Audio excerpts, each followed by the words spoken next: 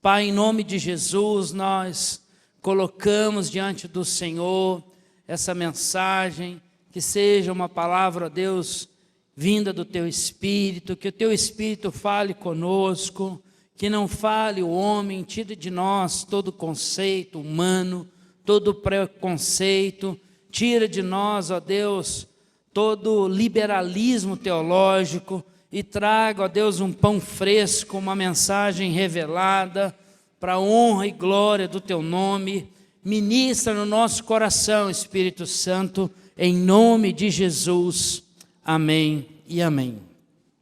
O tema da nossa mensagem é passando o bastão, levantando novos líderes, levantando a nova geração, né? Nós temos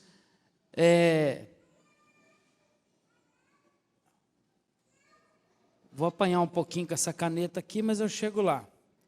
Esse ano nós enfrentamos muitos desafios, né? Com essa transição que a igreja viveu e, consequentemente, todos nós, em certa medida, fomos desafiados a nos esticar, né? A realizar coisas que, às vezes, até então, muitos não estavam realizando.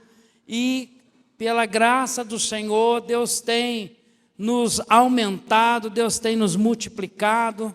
E agora, nós estamos aí no mês da multiplicação.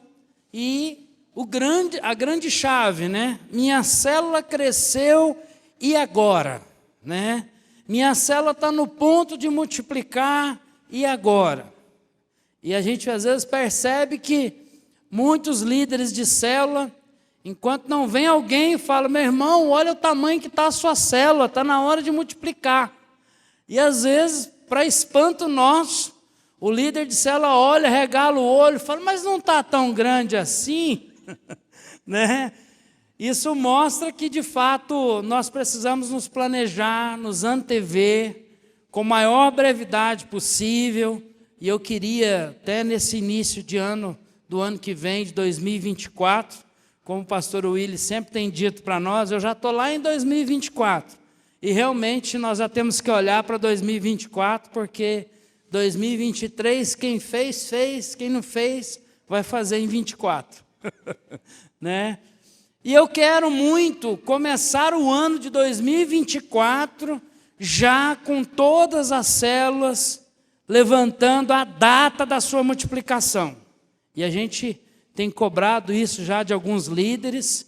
E quando você sabe o dia que você vai multiplicar, você vai se antever com uma série de situações, inclusive quem é o próximo líder. Olha para quem está do seu lado aí, só fala essa frase para ele: quem que é o próximo líder?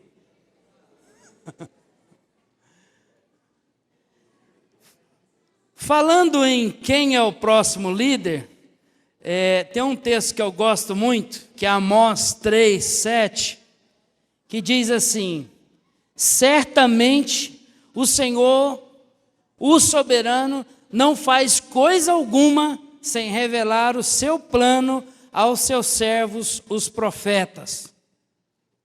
Olha aí a cara do profeta. Aleluia.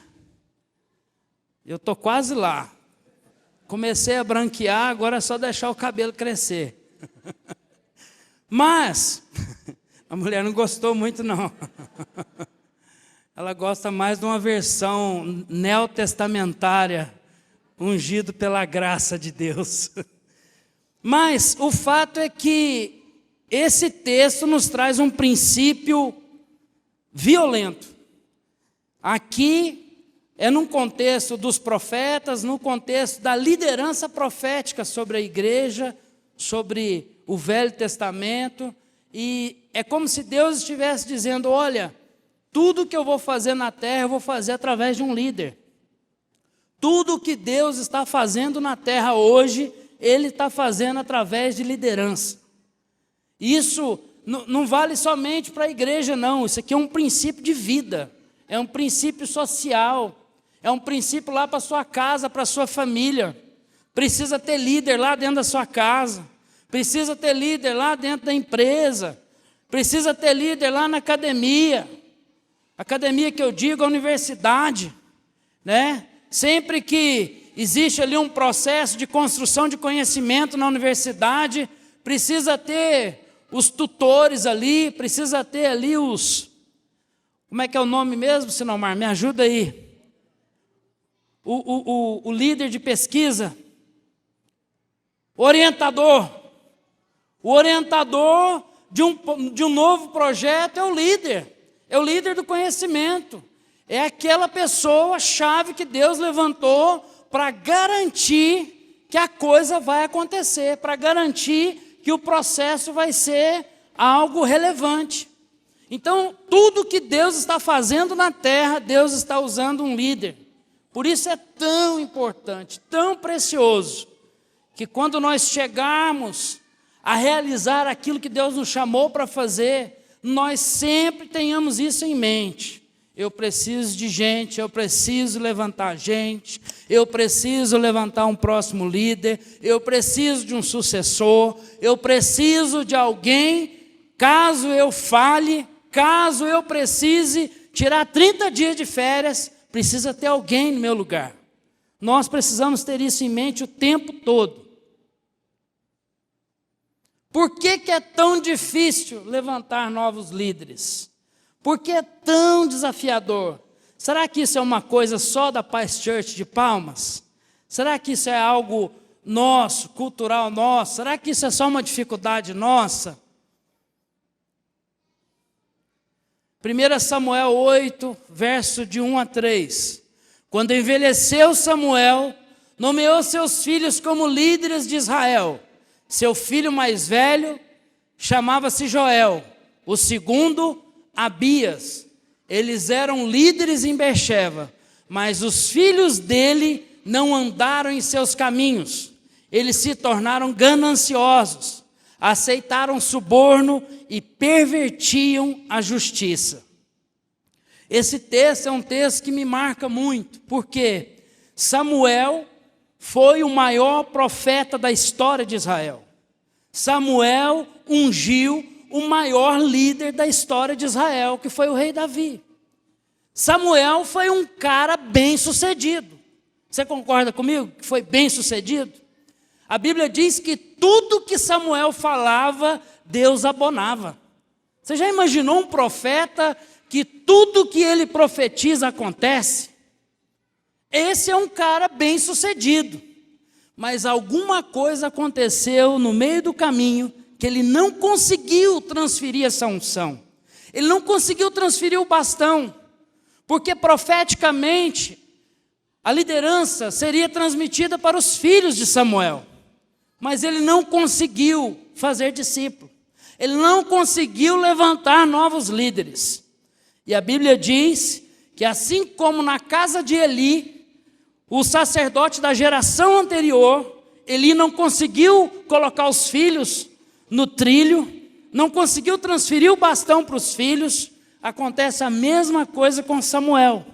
Apesar de Samuel ser um grande líder, apesar de ser um cara que sabia fazer a célula, apesar de ser um líder dinâmico na célula, apesar de saber fazer a célula crescer, na hora de multiplicar, cadê o líder? Cadê o próximo? E Samuel, então, coloca os seus filhos para liderar, e a nação rejeita a liderança dos filhos de Samuel por causa do pecado. E acontece aqui uma ruptura porque o governo sacerdotal, profético, representa o governo de Deus sobre a nação de Israel. E aqui agora o povo fala para Samuel: nós não queremos os seus filhos nos liderando, nós queremos um rei como as outras nações, nós queremos uma liderança do padrão do mundo, nós queremos líderes centralizadores como as outras nações têm. A monarquia é algo centralizador. E aí acontece essa ruptura. Samuel fica triste, ele fala com Deus, ele desaba diante de Deus, e Deus fala algo para ele que me marca muito. Depois você pode ler esse texto esse capítulo todo de Samuel 8, Deus fala para ele: olha, eles não estão rejeitando você como líder, eles estão rejeitando a mim. Deixa comigo. Agora eles vão ter que trabalhar para o rei. Agora eles vão ter que pagar tributo para o rei. Agora os filhos deles vão ser servos do rei. As filhas deles vão servir o rei. E aí Deus vai trazendo as características da monarquia. E pode parecer algo meio maluco, mas essa ruptura não foi boa para Israel. E aí, mais adiante, nós vemos que realmente surgiram bons reis que fizeram algo bom diante do Senhor. Mas em 1 Reis 11, verso 6, o terceiro maior rei da história de Israel, olha o que acontece com ele. Dessa forma, Salomão fez o que o Senhor reprova. Não seguiu completamente o Senhor como seu pai Davi. O que Salomão fez? Salomão foi o terceiro maior rei da história de Israel. Primeiro foi Saul, depois Davi, depois Salomão. Salomão começa bem, começa cumprindo o propósito que o pai dele disse para ele, para construir o templo, e ele tem toda aquela logística para a construção do templo, né? Angaria fundos para poder construir o templo, traz pedras importadas, madeiras importadas, e se torna um grande império diante de Deus, se encontra com Deus, Deus dá a Salomão sabedoria, se torna um grande líder de fato.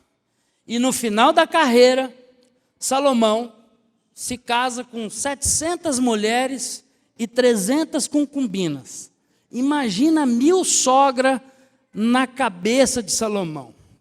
1000 sogras, meu irmão.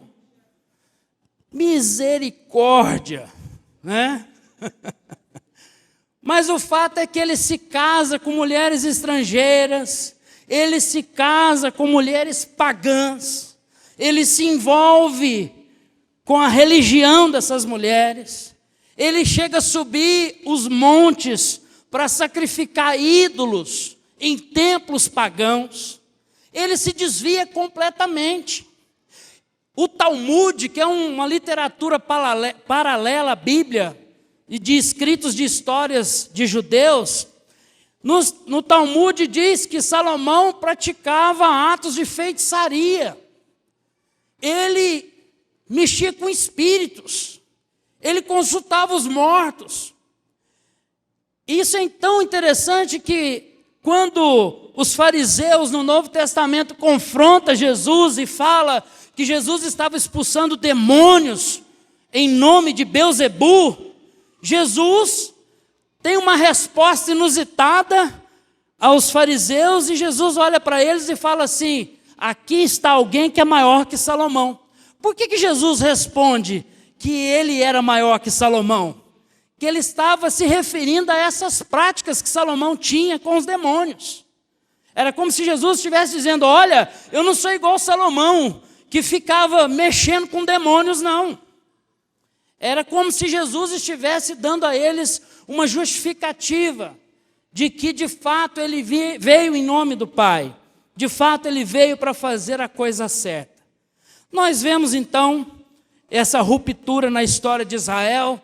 Nós sabemos que, se eu fosse ler aqui textos de reis que falam cada rei que passou na história, cada um fez uma presepada diferente da outra. Tudo isso em consequência de rejeitar a liderança que Deus determinou sobre a nação, que era uma liderança espiritual, que era uma liderança profética, que era uma liderança sacerdotal, uma liderança sadia. Mas o fato é que Samuel não conseguiu passar o bastão. Por isso que houve esse modelo centralizador da monarquia. Mas eu poderia citar aqui vários exemplos negativos de liderança desses reis, e a gente trabalhar em cima, mas eu queria fazer um paralelo e uma aplicação para os nossos dias, do nosso contexto. Qual é a maior dificuldade nossa hoje de levantar novos líderes? Reflete aí 20 segundos, né? Nós temos aqui líderes de célula, líder de setor, né? Nós temos líderes de ministério. Independente da área que você atua, se você é líder da sua casa, se você mora sozinho, você tem que liderar a sua vida. Você tem que liderar a sua agenda. Tem gente que mora sozinho, não tem um pardal para dar água, e ele não consegue 40 minutos para fazer um TSD às 5 horas da manhã. Ele não consegue liderar a si mesmo. Pensa aí qual a sua dificuldade de liderança. Eu queria avançar e focar, né, em como multiplicar liderança. E eu creio que a maior dificuldade nossa é devido à centralização. A principal característica da monarquia, do rei. Qual que é a figura do rei? É o centralizador. O rei falou, é lei. Se o rei liberar, está liberado. Mas se o rei determinar, está determinado. Se ele disser viva, vai ficar vivo. Se ele falar mate, corte a cabeça, corte a cabeça. É o decreto do rei. Se ele bater o anel, está decretado, está falado. A maior característica da monarquia é a centralização de poder. E essa é a nossa maior dificuldade. Nós temos, às vezes, uma dificuldade de desenvolver um novo líder de célula. Eu fico vendo alguns irmãos que nunca liderou, e aí a gente vai, trabalha e desenvolve o irmão, e o irmão aprende a fazer a célula, e dali a pouco ele entra na engrenagem, faz tudo certinho, a coisa funciona, é uma bênção, né? E aí você fala, poxa vida, fulano aprendeu, glória a Deus. Só que ele aprendeu e tal, dali a pouco, falei, e agora? Dali para frente, como é que faz agora? Como multiplicar a liderança? E aí eu queria falar aqui de forma bem rápida, cinco passos para descentralizar. Fala assim comigo, 5 passos para descentralizar. Primeiro, escolha intencionalmente. Segundo, transmita a missão de forma clara e objetiva. Terceiro, garanta que a missão foi entendida. O cara está entendendo o que ele está fazendo. Quarto, monitore o que está sendo realizado. Quinto, retorne com uma avaliação construtiva. Vamos ver na prática como que é essa escolha intencional. Lucas 22, verso 8. Jesus enviou Pedro e João dizendo, vão preparar a refeição da Páscoa de forma intencional, de forma objetiva. Quando você for selecionar alguém lá na célula para trazer a palavra, seja intencional. Fala, esse irmão aqui, ele consegue se comunicar bem. Esse irmão aqui dá conta. Chama ele no cantinho. Fala, meu irmão, eu queria que você trouxesse a palavra semana que vem. De forma intencional, você seleciona alguém. Jesus andava com os 12, tinha ali ao seu redor, a Bíblia fala da comissão dos 70, fala dos 120, fala de uma multidão que sempre seguia Jesus, mas ele foi intencional em selecionar 2 para uma missão específica. Que missão foi essa aí? A missão da última Páscoa. A última Páscoa que Jesus celebrou. Ele selecionou 2, falou, olha, vou explicar para vocês aqui, eu tenho uma missão para vocês. Eu tenho algo que eu preciso que vocês façam. E Jesus, então, começa a trabalhar com esses 2. Transmita a missão de forma clara e objetiva. Lucas 22, 8, de 10 a 12. Ele respondeu, ao entrarem na cidade, vocês encontrarão um homem carregando um pote de água. Sigam-no até a casa em que ele entrar e digam ao dono da casa. O mestre pergunta, onde é o salão de hóspedes, no qual poderei comer a Páscoa com os meus discípulos? Ele lhes mostrará uma ampla sala num andar superior, toda mobiliada, façam ali os preparativos. Jesus sentou com eles e explicou. Às vezes eu até percebo que os irmãos tentam ali distribuir as tarefas e tal, mas não existe uma orientação clara, não tem dica, né? Senta com o irmão. Se você não teve tempo ali de sentar na última reunião para orientar, hoje nós temos ferramentas aí tão prático, né? Você mandar uma mensagem de 10 minutos no WhatsApp é tão simples, é tão prático. Eu, quando estava mais à frente liderando célula e que eu passava as tarefas, né? Tinha alguns irmãos que eu sabia que o irmão ia ter um pouco de dificuldade para falar. Aí um dia antes, eu fazia um resumo da palavra em 10 minutos num áudio e mandava. E depois mandava ali um pequeno parágrafo com um resumo da palavra. Falei, meu irmão, a mensagem é assim, assim, assim, assim. Você não pode gastar mais do que 3 ou 4 minutos para introduzir a sua mensagem. Você pode abordar esse ponto, você vai ler esse texto. Leia só um texto, não fica lendo vários textos, porque senão você vai enrolar no tempo. E eu dava dicas valiosas da palavra. Eu estou falando aqui da palavra, mas isso serve para qualquer tarefinha da célula, né? Qualquer momento da célula, principalmente para as pessoas que estão começando, principalmente para as pessoas que ainda não têm essa familiaridade com o que nós fazemos, né?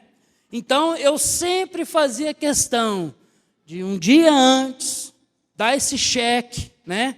Para ver se está tudo certo.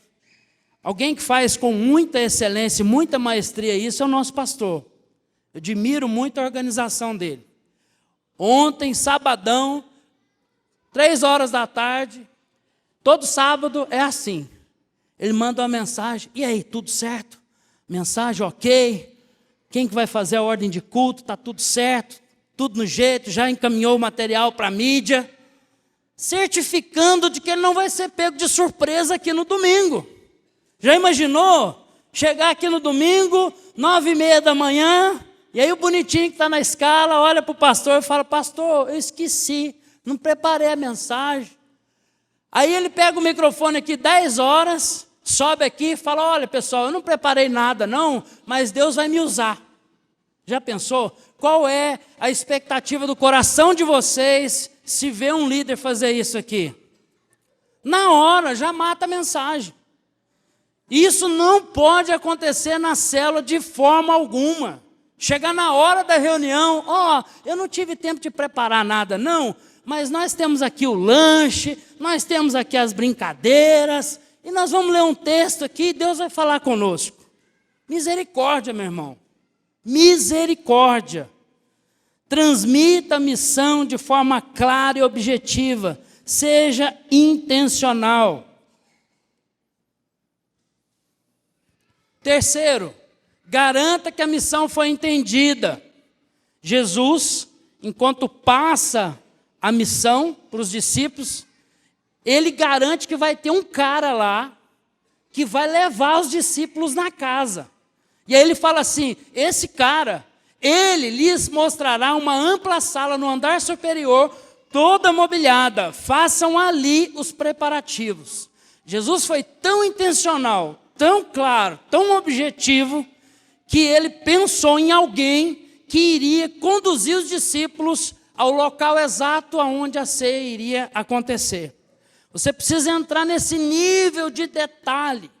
Você precisa garantir que a pessoa que está preparando para a reunião realmente vai fazer a coisa como manda o figurino. Pense, imagine a reunião.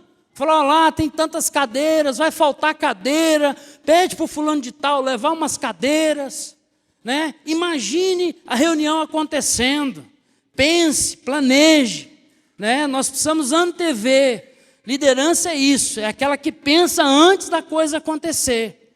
Imagine o cenário lá, olha, aquele lugar é meio escuro, nós vamos precisar levar uma extensão com uma lâmpada para clarear o ambiente, porque não fica muito legal. O irmão lá não tem um som adequado, eu vou conseguir uma caixinha Bluetooth aí para a gente levar, para ter um louvor legal. Entre nos detalhes. garanta que a missão foi entendida na íntegra. Jesus foi intencional e garantiu até uma pessoa para pegar eles pelo braço e levar dentro do ambiente aonde iria acontecer essa ceia. Monitore o que está acontecendo. Lucas 10, verso 18. Nós vamos sair aí do texto da ceia e vamos para um outro texto muito chave, que é o texto da comissão dos 70, quando Jesus envia os discípulos, e aí, mais no final, Lucas 10, 18, Jesus respondeu: de fato, eu vi Satanás cair do céu como um raio. Em que momento Jesus fala isso? No momento em que eles voltam, dizendo para Jesus o que aconteceu. Senhor, os demônios estão nos submetendo. Senhor, nós conseguimos curar enfermos. Senhor, nós de fato estamos experimentando aquilo que o Senhor nos disse que nós faríamos. E aí Jesus olha para eles e fala: eu vi. Por que Jesus fala eu vi? Jesus estava de olho. Jesus estava monitorando para ver se eles iam fazer bobagem. Jesus estava acompanhando o que estava acontecendo com aqueles discípulos. Mesmo que o líder não vá na célula, né, por algum motivo, às vezes você escala alguém e você não vai na reunião, né, entre em contato com pessoas que podem te ajudar lá, que podem te ajudar a monitorar. Fale com um irmão mais maduro, fale: irmão, eu não vou estar aí, mas eu queria muito que você ajudasse, né? O irmão que está levando a palavra, ele não tem muita habilidade, então apoia ele na hora das perguntas, ajuda ele a lançar perguntas, né? Ajuda ele a fazer com que o compartilhamento da mensagem aconteça. Isso é monitorar, isso é ficar de olho. Não é simplesmente jogar a batata quente no colo do irmão, cruzar os braços e falar: se vira que a bola é tua, está contigo, quero ver se tu dá conta.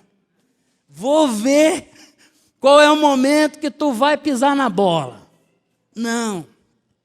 Isso não é desenvolver liderança.